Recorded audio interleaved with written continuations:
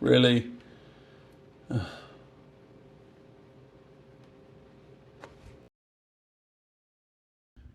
So welcome to part 2 of rebuilding the Fiesta. Thanks for coming back. A couple of things to address just before we start. First of things, I wanted to apologise for the delay in getting this video out. At the end of the year last year, as you can imagine, everyone's really busy, and a lot of people are on holiday, so there were like part delays and other bits and bobs. Plus, we found out obviously there's some additional damage on the car that we only noticed by accident. But you know, you'll see that in this video, and what we're going to do about that. But yeah, essentially, along with a bit of illness, part delays and other bits and bobs, that's the reason for the delay, so apologies. Second thing I wanted to say is I'm completely blown away by the number of subscribers. I think we're currently at like 550 odd subscribers, and it was like 400 over the winter break. So it was like, I don't know what to say. So thank you very much to all the new subscribers and the ones existing that have stayed on. It's certainly a massive surprise to me, and hopefully, you know, if I can continue making content that you can engage with and that you like, then great. If not, then please let us know what your thoughts are on what we should be doing or what we shouldn't be doing. Obviously got some good feedback already regarding to the videos, so hopefully we'll be able to put those into the videos and it'll be easy to watch and, you know, less irritating in some cases. So but yeah, so without further ado, we need to get on and talk about the extra damage that we found. So let's do that. So as you can see, there's some additional damage to the bonnet. You can see the creases there, or where it's been repaired, plus also the dreadful looking paint on it. This is a different angle. You can see, yeah, it's simply, you just cannot have that. You can't do the car and let that go out like that. So certainly wasn't done at the time of the accident. It's definitely historic, but that's a bit of a shame. Yeah, if you look at the state of the paintwork, there's orange peel, collecting paint on the edges, all sorts of stuff. So really, the bonnet needs to be completely resprayed, really.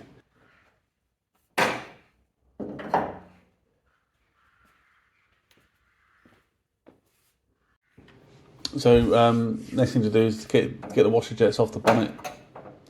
It's not a particularly hard job, but they're a little bit fiddly because you've got to get 2 clips out of the of a very small area. But it's as you can see, they'll eventually go.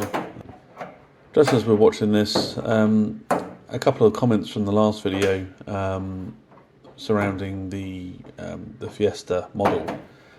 This is actually the 1.25 D-Tech Yamaha derived engine. So this is the one that it's not the EcoBoom engines. So this one doesn't have the issue with the wet belt clogging up the oil pickup and causing oil starvation and then engine failure. If it was that car, then I probably wouldn't have even bothered bidding on it, to be quite honest with you. Just not worth the hassle. But yeah, this is the 1.25. So nice strong engine. Yeah, no issues with that.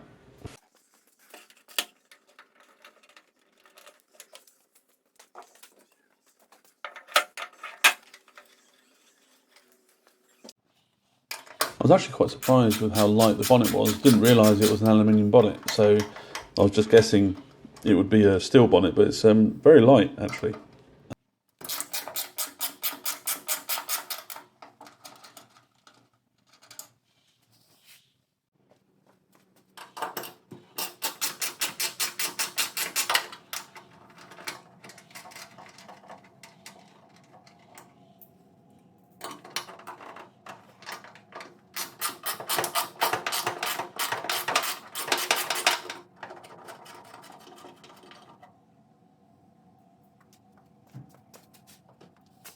And there it is with the bonnet off. So now's the time to start sort of stripping down the bonnet. I'm not sure what happened to the colour balance on the camera in this. It was a new camera that we were using, and I thought I got the colour right on it, but obviously this is looking like it's an orange bonnet.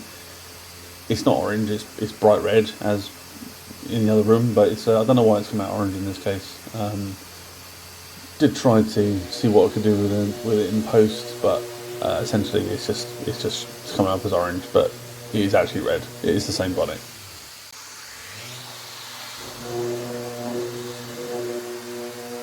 So this is actually the Max XT orbital sander. I used to use the Mercaderos, but thought I'd give this a try. I'm pretty happy with it, to be quite honest with you. The extraction is not as good as the Merca. It's a very good orbital sander as a budget. A link for it at Amazon is in the description.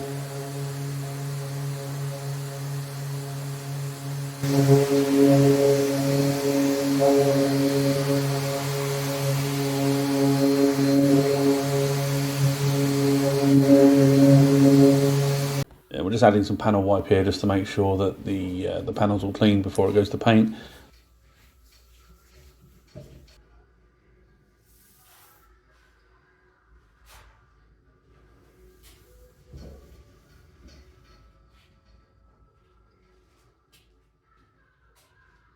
And obviously we've added some primer to the areas which needed it, where it's buzzed through onto the metal, and obviously sanded down the bumper as well.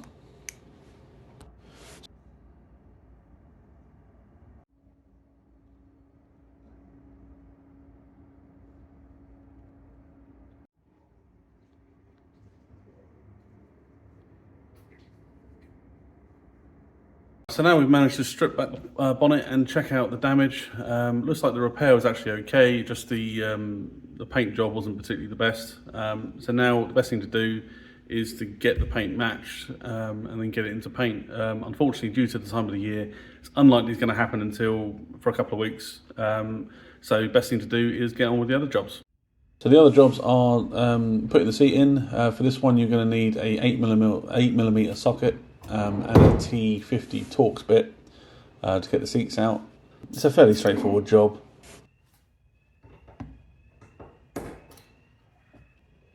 It's only 4 bolts, and you just need to slide the seat backwards and forwards to access those. There is also a multi-block connector on it, which is removable via a little 8mm socket. I'll show you that a bit later on.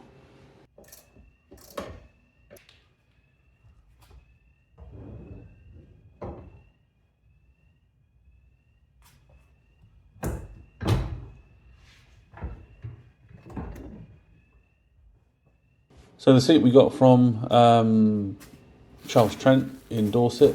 They're pretty good second source or second-hand parts place. This is off a Fiesta, exactly the same colour, exactly the same trim level, with, I think it was only 20,000 miles on it, and it was in perfect condition, and it only cost 60 quid, so save where you can. Absolutely no difference. After a little hoover and get rid of that spider, it was all fine. So this is something I couldn't show you in the cockpit of taking the connector off. This is where the 8mm socket will go in and take off the connector block for the airbag, and the seatbelt warning. Yeah, just unscrews and comes off.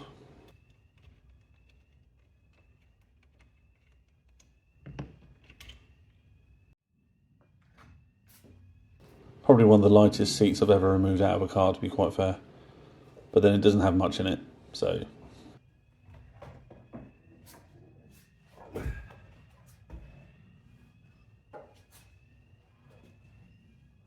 Bit of a mess. The previous owner left a bottle of water for us, that was nice. Always good to clean it up, get the hoover out, give it a good old clean before putting the new seat back in.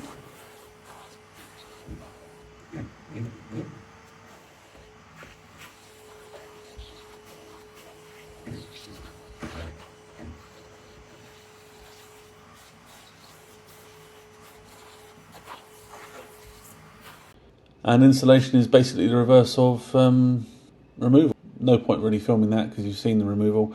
This was the damage on the seat of the previous one. Not sure if we'll get anything for it. The repair of the headlight clip, it wasn't a big enough damage to warrant buying a whole new headlight. So figured just plastic staple it back together, make it as pretty as possible. It's on the side that you can't see anyway.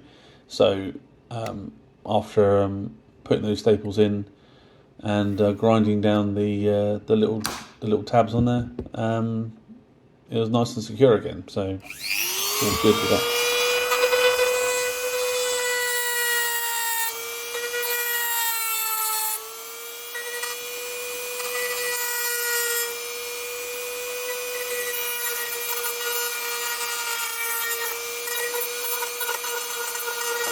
So on to replacing the horn.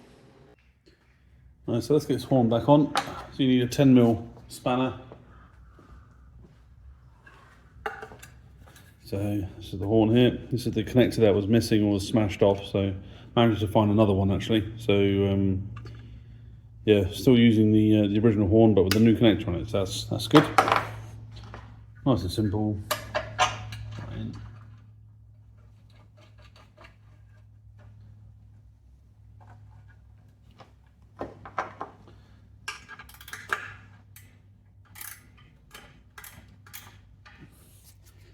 And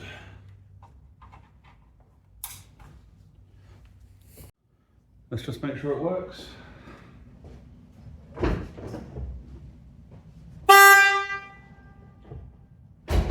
And lastly, when we were looking over a bumper, we noticed that the grills were all smashed in as well. They're all broken, so we figured we'll just get new ones, and then there they are.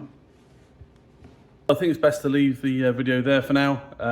We can't obviously get it into paint because of the time of the year, but we managed to get on with the other bits and bobs. So all that now has to happen is painting of the bonnet, the painting of the bumper, refitting the grills, etc., and then getting the bonnet and bumper back on the vehicle. And then we need to tackle the rear quarter. But sorry, there's not much more in this video, but yeah, please like and subscribe, and yeah, let us know what you think. Cheers very much. Thanks.